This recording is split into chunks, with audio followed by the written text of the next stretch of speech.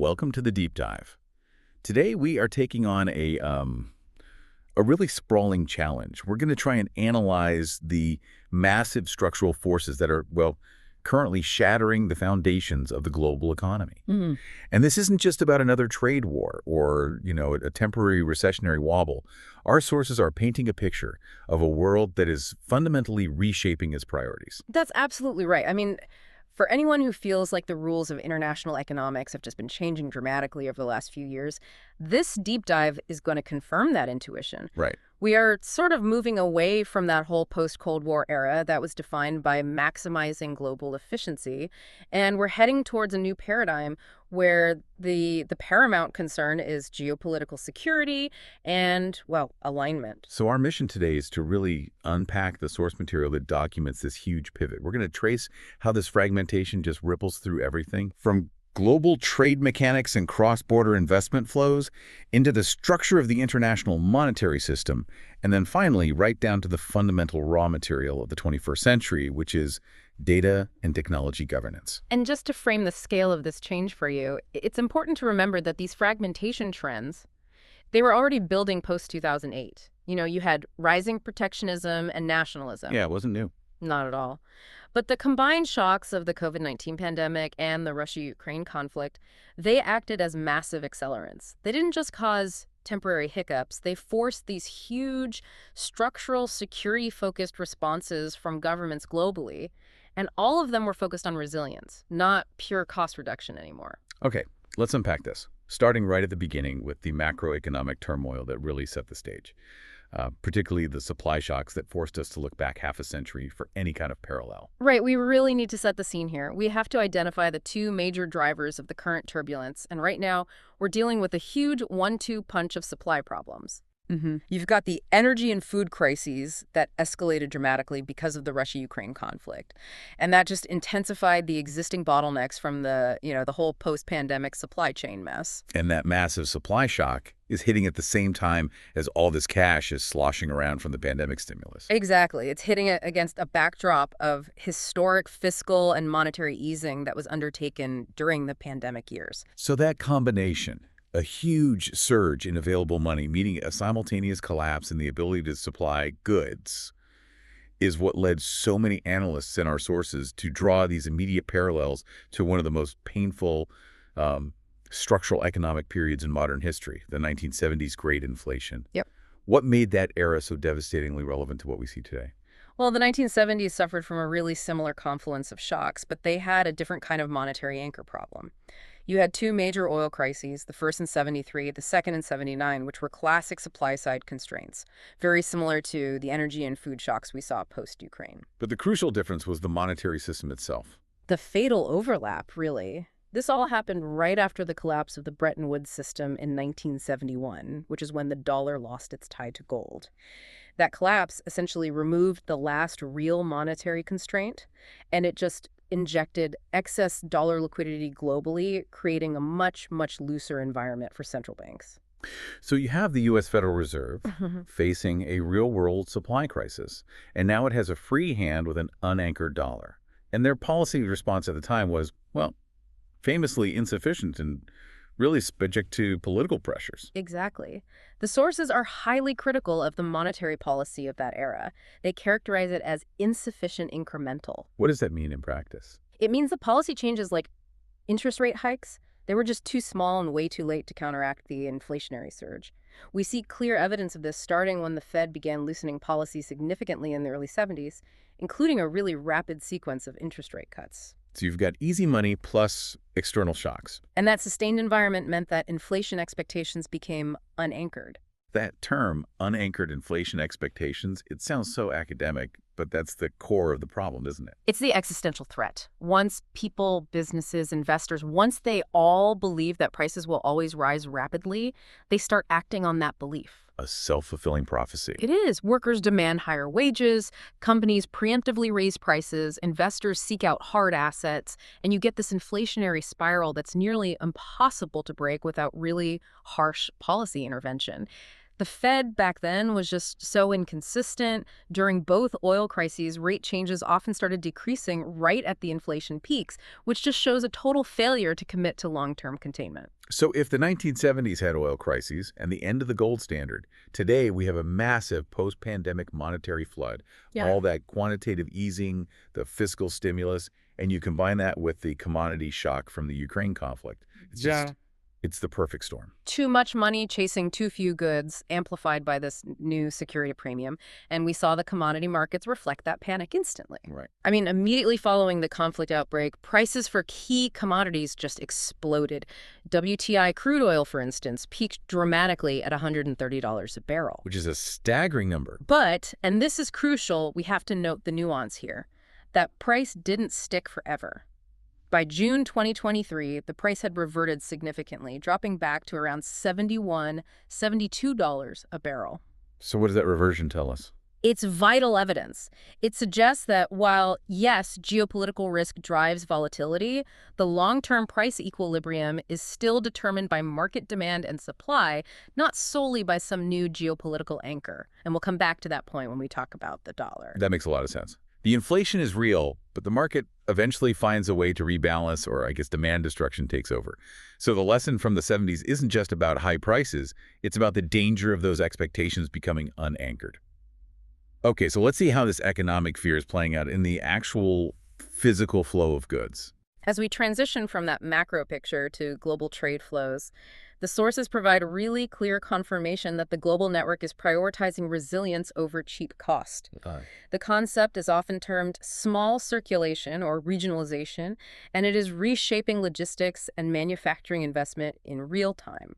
And the most measurable evidence of this is probably the tightening trade cooperation within regional blocs, right? Especially the movement of U.S. trade closer to home. Exactly. We see measurable evidence in the data for 2022.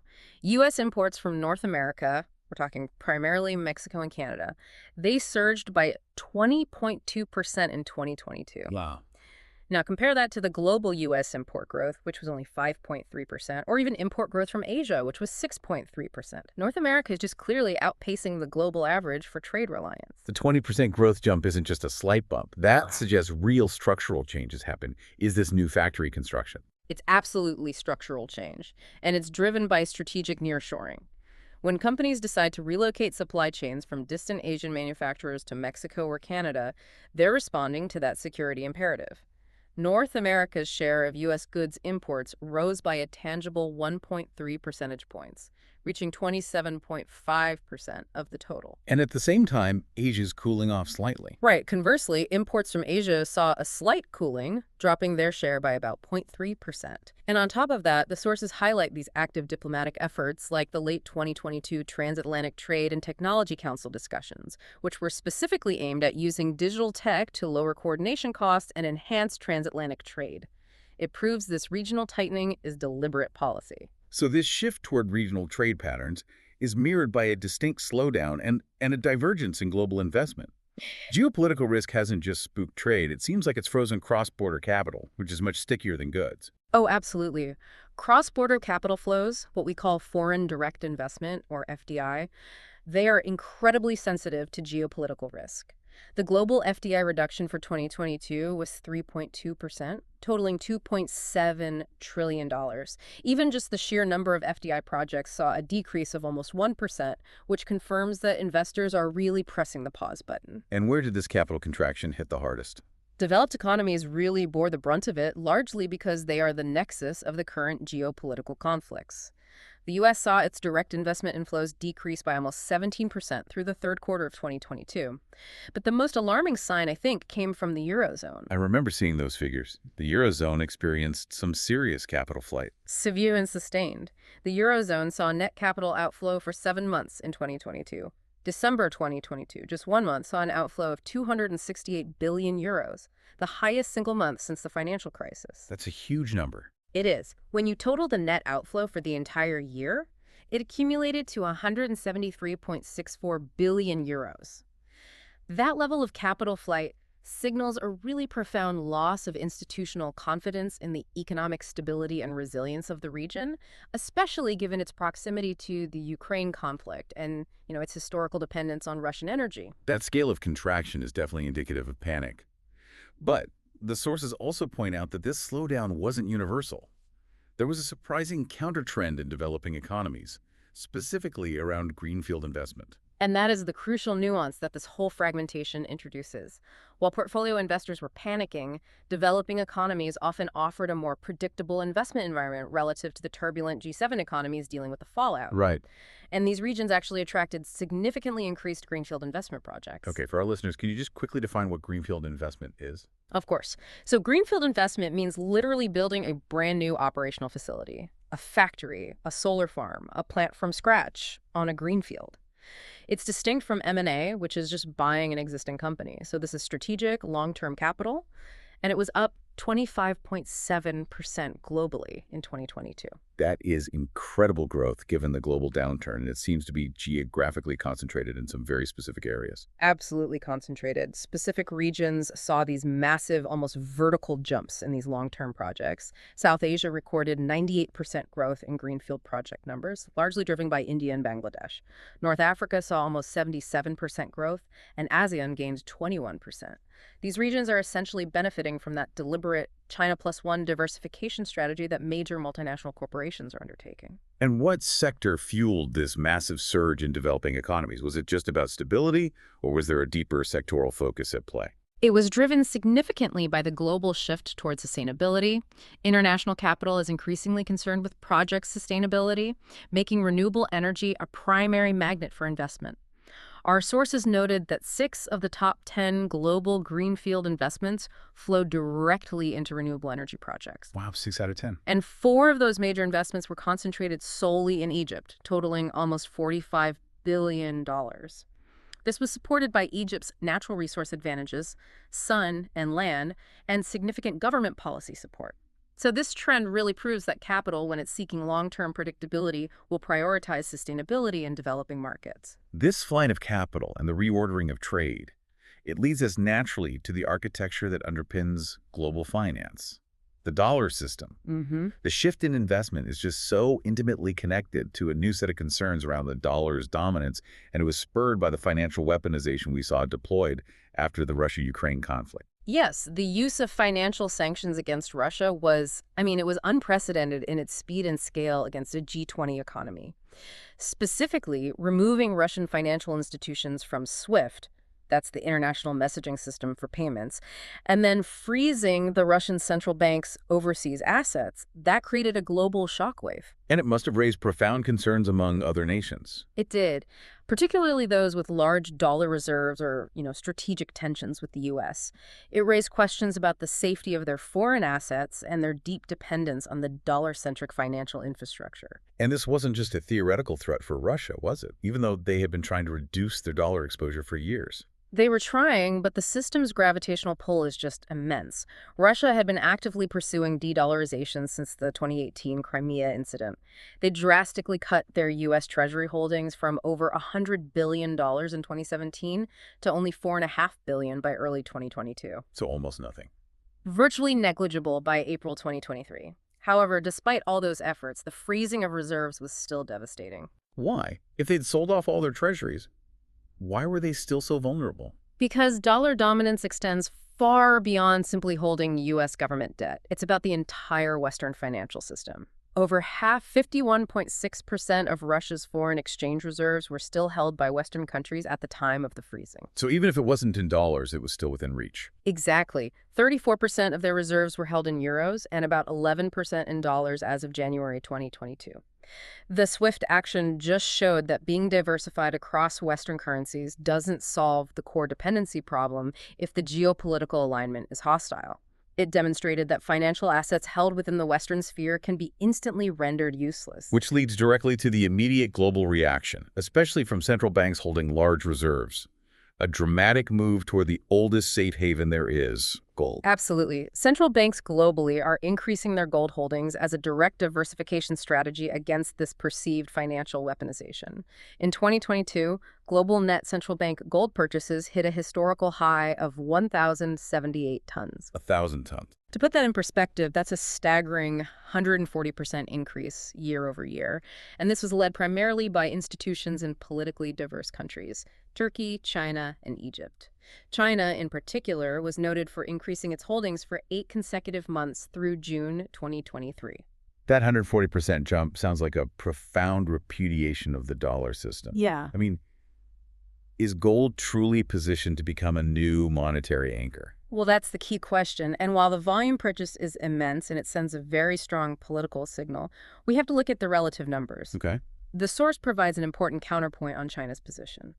Despite those massive purchases, China's gold reserves still only represented about 3.8% of its total international reserves as of mid-2023. Well, that's much lower than I would have thought. It is.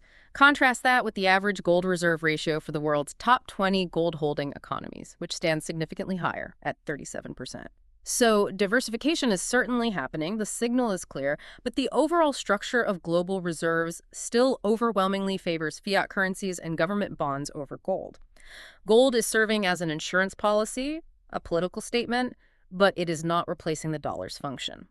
This rush for alternatives brought renewed attention to the idea that the world might be moving into a fundamentally new monetary system.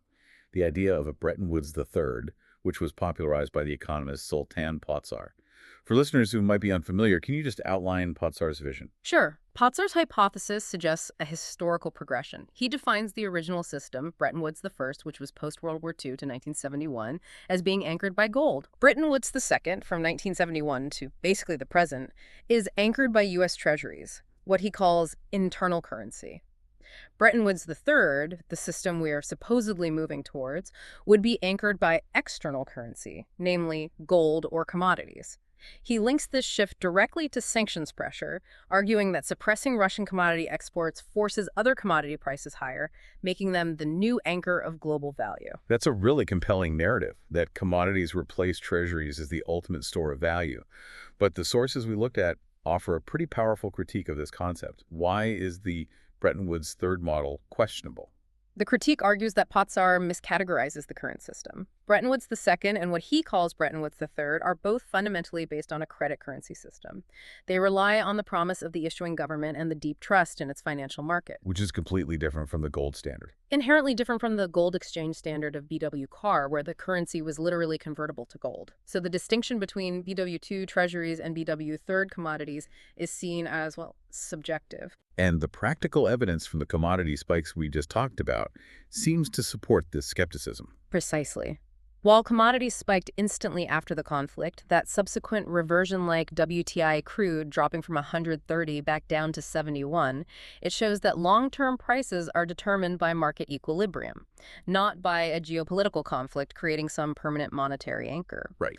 The U.S. Treasury market, which is massive and supremely liquid, is still the only place where central banks can safely store trillions of dollars without immediately crashing the market. Until there is a widespread, prolonged collapse involving multiple major economies that undermines the global credit system entirely, the world remains firmly in the credit currency era. So while the system hasn't structurally changed, the practical boots-on-the-ground efforts to reduce dollar reliance are clearly robust, mainly through these local currency settlements. That is absolutely undeniable. The trend of seeking currency diversification is very strong, and it's driven by the desire to avoid dollar exposure during trade. We are seeing a flurry of local currency settlement agreements all over the world. Like where? Well, Indonesia, for instance, finalized local currency settlements with both China and Japan as of April 2023. Brazil and China agreed to use their local currencies for trade clearing.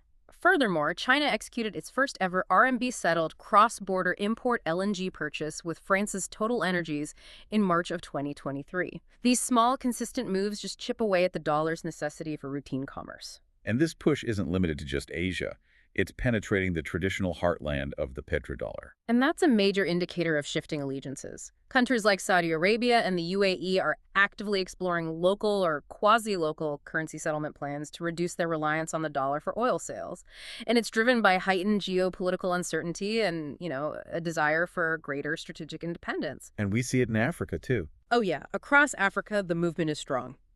Kenya's president explicitly urged the continent to abandon the dollar for inter-African trade and instead use the Pan-African Payment and Settlement System, PASS, which is a centralized regional payment system. We're even seeing proposals for entirely new regional currencies and financial architectures aimed at competing with the dollar system on a block-to-block level. Correct. Brazil and Argentina proposed creating a common South American currency, the SUR. Now, it's intended as a bilateral clearing mechanism for regional trade, aiming to reduce dependence on the USD for regional commerce. It wouldn't replace the peso or the real, but it would act as a trade clearing tool. And the BRICS nations are doing something similar. Simultaneously, the BRICS nations, Brazil, Russia, India, China, South Africa, plus the new members, they're actively studying an alternative common currency proposal. And even more ambitiously, Malaysian Prime Minister Anwar Ibrahim proposed reestablishing an Asian monetary fund. This revives an idea originally put forward by Japan after the 1997 Asian financial crisis, which at the time was strongly opposed and effectively vetoed by the US and the IMF. So the fact that this idea is even back on the table. It underscores the deep desire for monetary sovereignty. Okay, so despite all this coordinated movement toward alternatives, the gold buying, the local currency deals, these regional currency proposals, the dollar remains stubbornly dominant. The sources are very clear that the dollar's reign is not ending tomorrow. So if this fragmentation is so severe, what are those key, almost insurmountable strengths the dollar still possesses? There are two main intertwined reasons, and the first is just the sheer scale and openness of the U.S. financial market. When we talk about depth and liquidity, the U.S. capital market is simply unmatched.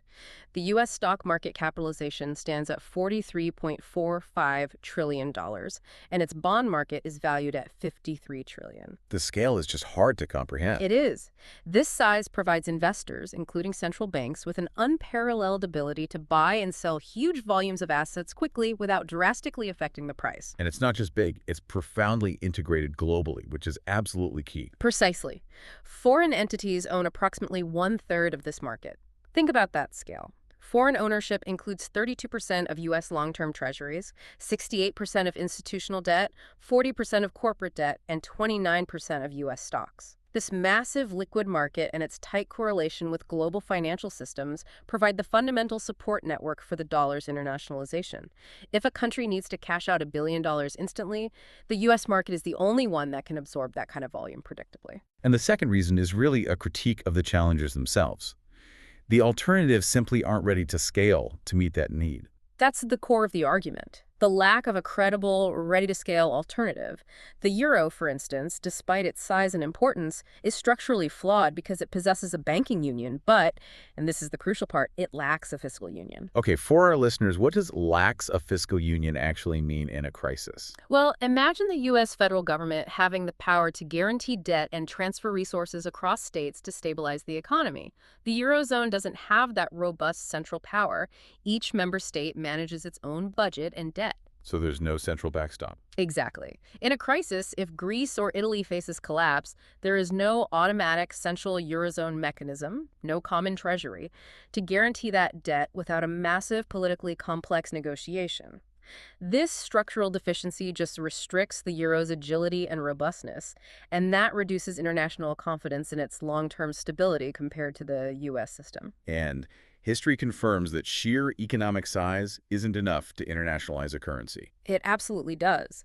The sources point to historical attempts by major economies to internationalize their currencies, like the German mark and the Japanese yen. Germany, despite its massive export economy, saw its mark constrained by an underdeveloped and late-opening financial market. And Japan.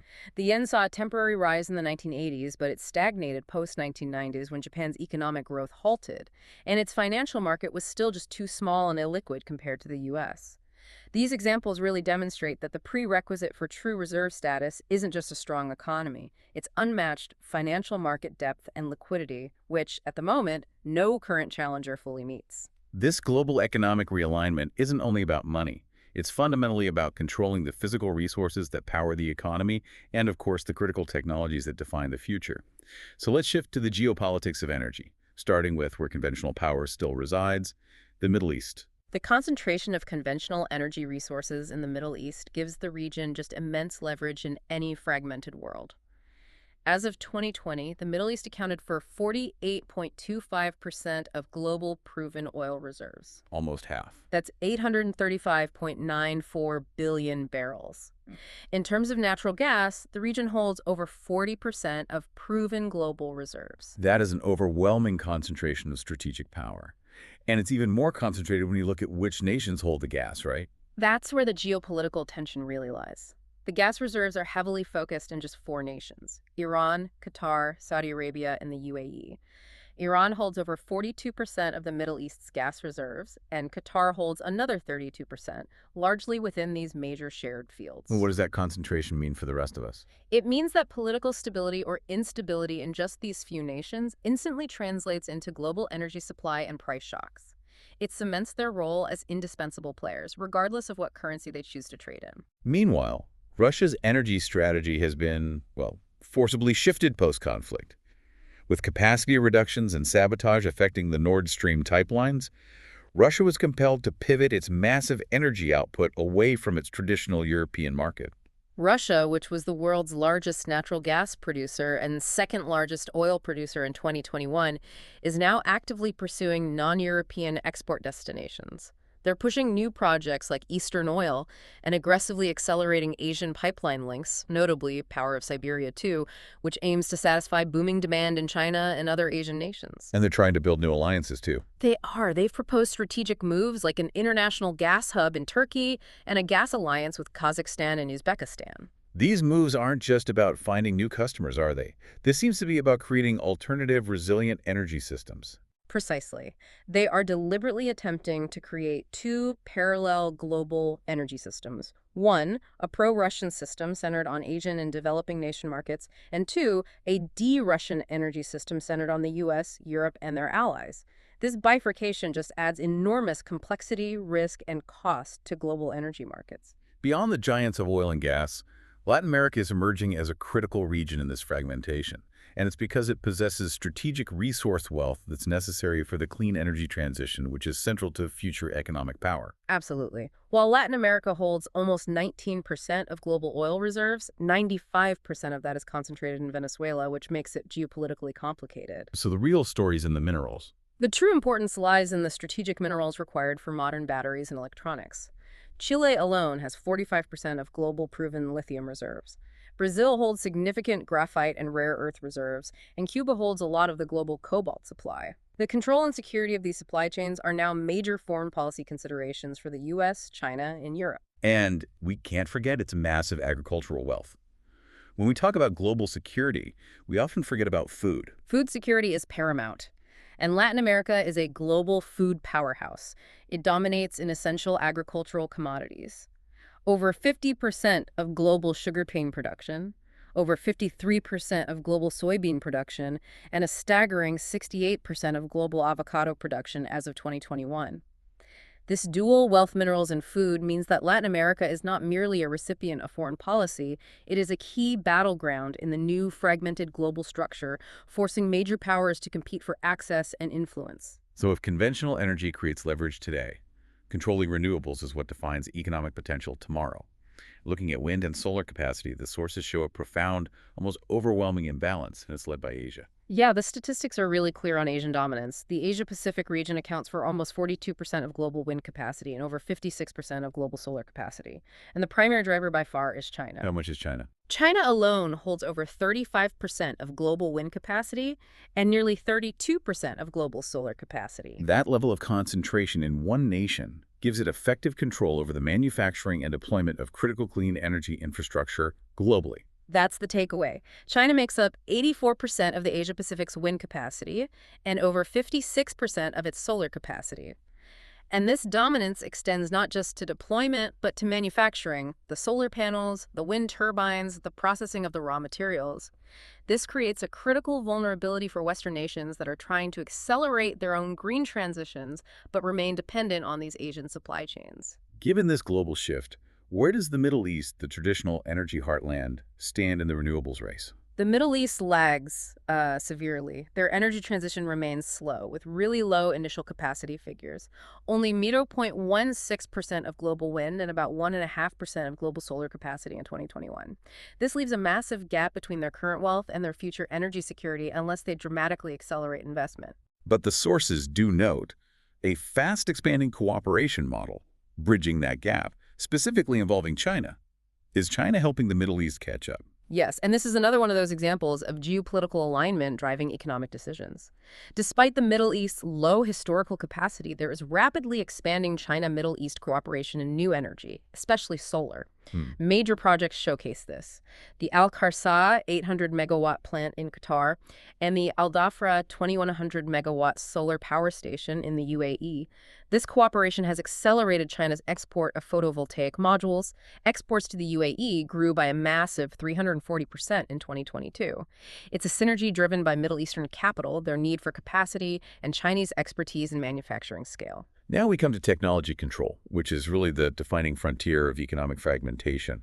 For decades, the focus was simply on protecting assets coming into a country.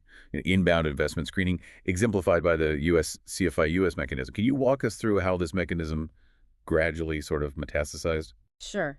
The Committee on Foreign Investment in the United States, CFI-US, was established way back in 1975. Initially, its focus was very narrow, reviewing foreign control of U.S. entities for national security risks, mainly concerned with capital from places like Japan and the Arab world. And it expanded from there. Over time, the scope has expanded aggressively. The Foreign Investment and National Security Act of 2007, FINSA, was the first major step. It broadened the focus to include control of critical infrastructure. And this moved beyond just defense contractors to things like power grids and telecommunications. And then the 2018 legislation, FIRMA, that formalized what the sources call the generalization of national security. FIRMA was the definitive turning point. It formalized the expansion of CFI-US jurisdiction to include not only infrastructure but also critical technology and sensitive personal data of U.S. citizens. The concept of national security just suddenly exploded in scope. So what does it cover now? By the time the criteria were refined in 2022, national security explicitly covered everything from defense and energy to semiconductors, biotech, AI, sensitive information acquisition, and even media plurality. I mean, essentially any technology that might give a strategic advantage or sensitive insight to a foreign adversary. That is enormous scope creep. It means that nearly any transaction involving advanced technology could potentially be stopped or modified. Absolutely. The regulatory criteria have shifted from specific, tangible defense threats to extremely broad, preemptive risk control. And the UK and Germany have followed suit. For instance, the UK's National Security and Investment Act covers 17 sensitive areas, showing this is a global trend of protecting domestic technological superiority, not just physical assets. But the truly revolutionary development in investment governance is this pivot from unilateral restriction screening inbound capital to two-way restrictions. Outbound investment screening. So this is the government attempting to control where American money and know-how actually go. This is arguably the most significant structural change in decades. U.S. policy evolved from merely guarding the gates to restricting where its own capital and expertise can flow, particularly to strategic rivals. And this culminated in Executive Order 14105 in August of 2023. It's a deliberate policy tool aimed at maintaining a technological advantage. What exactly does this executive order target? And why are these specific sectors chosen? It limits U.S. company investment in specific, highly sensitive sectors in countries of concern, initially identifying China, Hong Kong, and Macau. The three targeted sectors are semiconductors and microelectronics, quantum information technology, and artificial intelligence. The big three. These three are considered foundational technologies that will determine future military and economic dominance. By restricting investment, the U.S. is seeking to starve these sectors and rival nations of the necessary capital and, more importantly, the necessary expertise. Let's dwell on that expertise point. The regulatory intent isn't just about physical capital transfer, is it? It's aimed at controlling intangible benefits. What does controlling intangible benefits look like in practice? Well, the proposed rules define investment very broadly. It includes M&A, venture capital, private equity, greenfield investments, joint ventures, the works. The key aim is to prevent the transfer of those intangible benefits, things like know-how, management expertise, cutting-edge algorithms, competitive advantage to targeted countries. So it's about knowledge transfer. Exactly. Think of it this way. The U.S. isn't just stopping a factory from being built. They're preventing a U.S. venture capitalist from funding a Chinese AI startup, and crucially, preventing that VC from sitting on the board, offering strategic guidance, and transferring best practices and connections.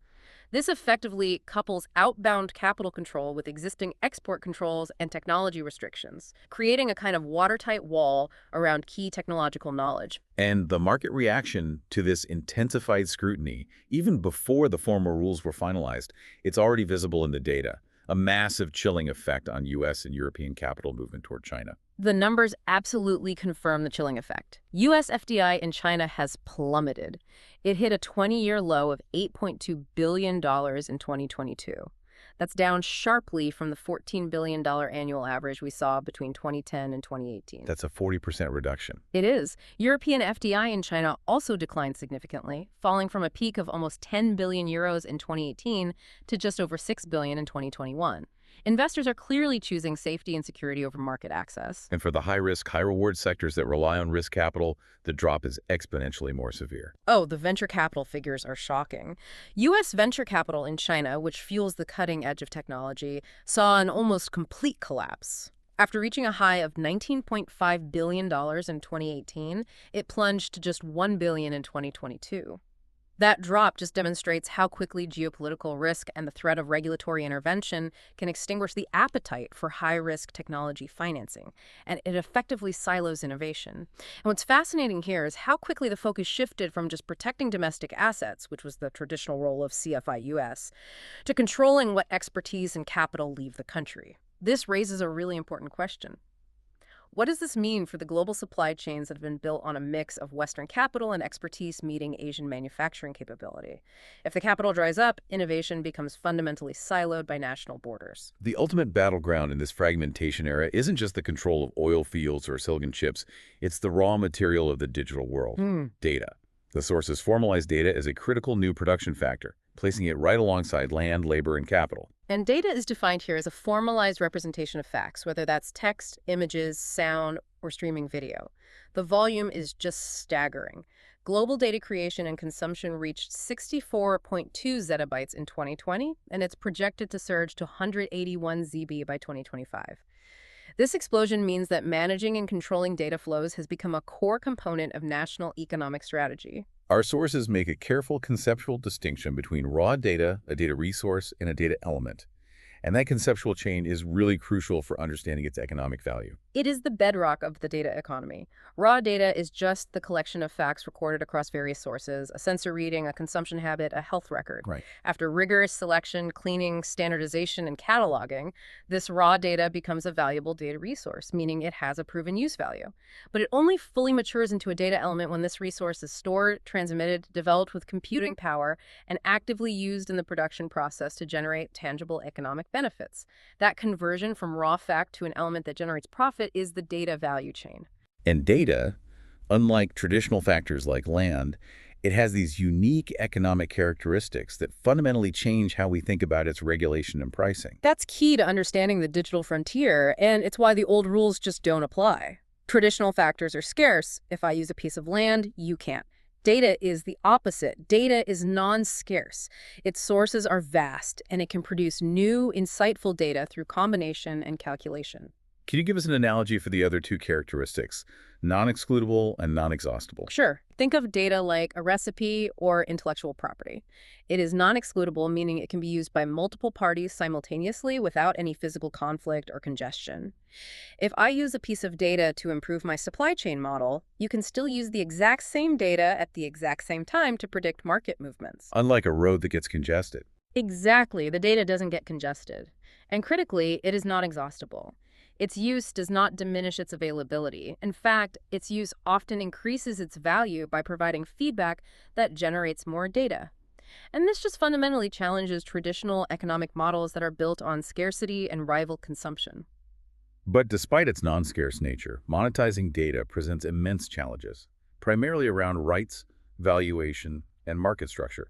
Let's start with data rights. confirming legal control and ownership in a world where data is non-excludable. Yeah, data rights confirmation is highly debated globally, and we see very different regulatory philosophies emerging. The EU model uses a two-tiered architecture to achieve a certain balance. How does that work? Personal data rights belong strictly to the natural person, to the GDPR model, including rights to modification, deletion, portability. Non-personal data, however, grants producer rights to the enterprise that generated it, giving them specific control and profit rights over that data. And The U.S. model is far more sector-specific. It relies on existing laws and focuses broadly on information self-determination and privacy through a kind of patchwork of legislation, without a single unified national data rights framework like the EU has. This decentralized approach favors the rapid movement of data, but it creates greater complexity for standardization. so once rights are established, how do you put a price on something that's non-scarce? Data pricing and valuation are notoriously tricky, treating data assets like intangible assets. Valuation methods are still evolving globally, but three main methods are being utilized. First is the cost method, which bases the value on the cumulative costs of development, collecting, cleaning, processing, storing the data, plus a fixed return rate. Okay. Second is the revenue method, which is common for valuing intellectual property. It's based on the asset's expected future returns, projected profit levels, and the perceived risk. And the most market-driven method, the market method, that seems like the riskiest one. It is the most volatile. The market method attempts to price data based on supply and demand through actual transactions in a liquid market like a data exchange.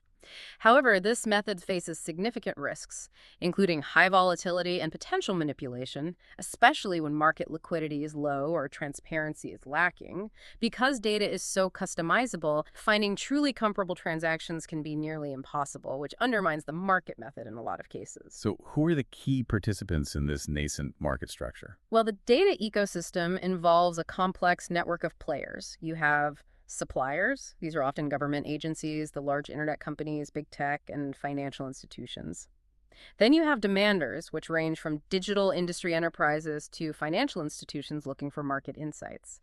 And crucially, there are key intermediaries: the data exchanges themselves, asset evaluators, consulting firms, law firms who help bridge the gap between supply and demand. And all of this is overseen by regulatory bodies, which have to balance utilization with privacy protection. How countries choose to govern the flow of data creates these distinct operational models, and they seem to reflect their core priorities: efficiency versus trust and control. The U.S. model appears geared toward maximizing that free flow and economic value through data brokers. That's the highly efficient, market-driven U.S. data broker model, exemplified by companies like Axiom and CoreLogic. Their primary function is collecting, integrating, analyzing, and then trading data products that are sourced from government, commercial, and open sources. So very efficient. Extremely efficient for matching supply with demand, and it's highly sensitive to consumer market needs. However, the sources warn that it risks creating upstream and downstream monopolies, since only a few players control the aggregation. And it inherently suffers from a lack of transparency regarding data sources and usage, which raises privacy concerns. In sharp contrast, the EU seems much more concerned with rights protection and neutrality, prioritizing trust over pure efficiency. That's the EU independent third-party intermediary model, which was proposed under the Data Governance Act. This model really stresses the protection and balance of stakeholder rights outside of the immediate transaction. The intermediaries are designed to ensure fairness and trust by acting as neutral, regulated pipelines. So they're a neutral party.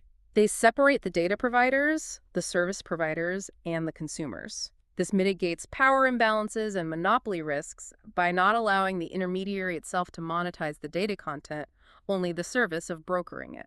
And the UK carved out a specialized path, focusing on function within the highly regulated financial sector. Right. The UK data intermediary model is less concerned with the specific identity and more focused on the function of the intermediary. It was pioneered through their open banking strategy. This strategy mandated the use of secure application programming interfaces, or APIs, to promote the secure use and sharing of financial data among authorized third parties. So it's very targeted. And it allows consumers to share their financial data safely, which fostered rapid fintech innovation and the creation of services like personalized budgeting tools and cost-saving advice. It demonstrates that targeted, sector-specific regulation can be highly effective. So given all these challenges, the ownership debates, valuation issues, the critical need for security amidst geopolitical fragmentation, new technologies are essential to enable the data market to even function safely. They have to find that sweet spot between privacy and utilization. What are the key technological tools discussed in the sources? One foundational technology is blockchain. Its decentralized and tamper-proof nature provides really reliable methods for data rights confirmation. Because every transaction is recorded on an immutable ledger, it can monitor the full data lifecycle generation, use, revenue distribution, and ensure secure sharing and transparency via smart contracts. It makes data provenance highly trustworthy. And for protecting the sensitive content of the data itself, which is a major regulatory concern, we have privacy computing. Privacy computing is crucial for bridging that regulatory divide. Techniques like secure multi-party computation and federated learning allow different parties to jointly compute and analyze data without ever exposing the raw, sensitive information held by any single party. So you get the insight without the risk. Exactly. It solves the fundamental problem of balancing privacy security, preventing leakage of raw data, with the desperate need for data utilization for extracting those collective insights. And finally, the massive scale of data requires immense infrastructure, which brings us to cloud computing and AI. Cloud computing provides the flexible, scalable, and resilient resources necessary for storing and processing these massive data sets far beyond what any single company could manage in-house. It also enhances security through encryption and controlled access mechanisms. And AI, meanwhile, enhances the analysis capabilities, acting as the intelligence layer. It identifies patterns and associations, provides automated processing, and significantly improves risk management and fraud identification within this complex data market structure. All these technologies together form the necessary black box to make the new data economy function securely amidst geopolitical concerns and regulatory fragmentation. We have completed a really comprehensive tour of the fragmenting world economy. Okay. We've watched trade and capital retreat into regional blocks. We've witnessed deep structural challenges to the dollar's monetary system that are pushing nations toward gold and local currency settlement. And we've analyzed the fierce new battleground in technology control and data governance through the lens of outbound investment screening. The core unifying message here is that efficiency has been deliberately superseded by national security and resilience as the global economic priority. And if we connect this to the bigger picture, the urgency and intensity of this geopolitical competition, it risks overshadowing or even tragically worsening existential development challenges that affect every nation, irrespective of their strategic alignment. The world is focusing on internal divisions while the shared crises are just mounting. What are the most acute global crises that are being pushed to the back burner by all this fragmentation? Well, the sources outline several major issues that demand immediate global collaboration. First, food insecurity has increased significantly. In 2022, approximately 2.58 billion people faced moderate or severe food insecurity globally. That's a staggering number. And more urgently, 349 million face severe food insecurity across 79 countries, a profound 25% increase from the previous year's level.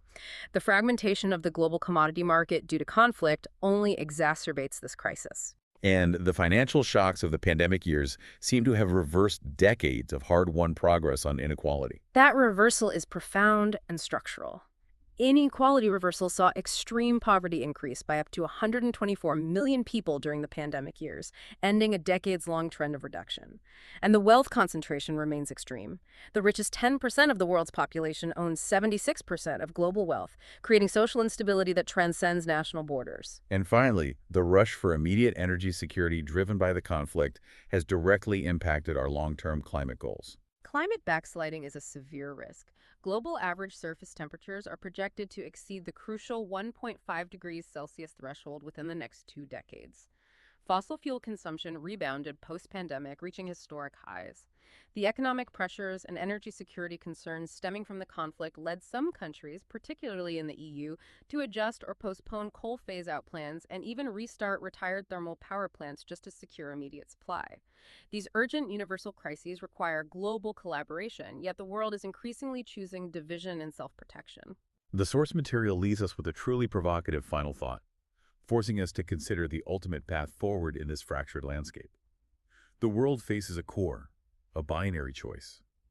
Will the international system continue to fracture into separate protectionist blocks, potentially recreating a scenario akin to the Soviet era Council for Mutual Economic Assistance with closed-loop trading and fragmented currency landscapes?